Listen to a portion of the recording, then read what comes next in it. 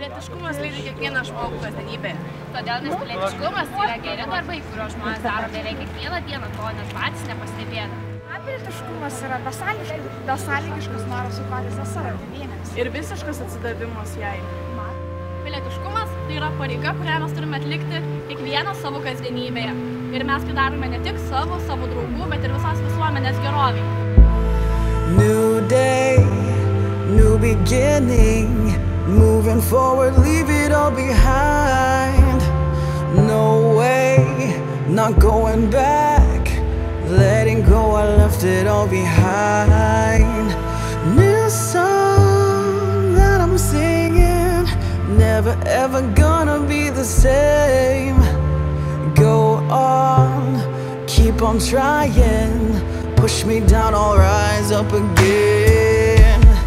New day, new beginning, moving forward, leave it all behind. Man pilietiškumas tai paprasčiausiai žmogiškai dalykai, kaip mandagumas kitiems, pagarba.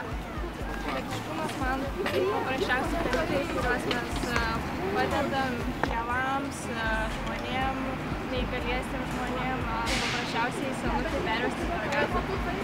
Push me down, I'll rise up again.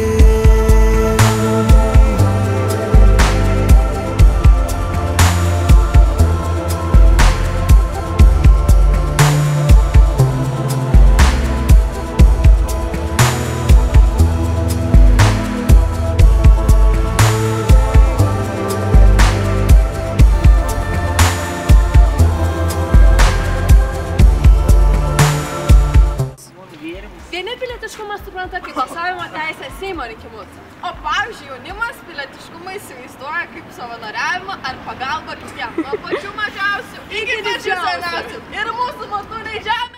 Iššūkis keliauja!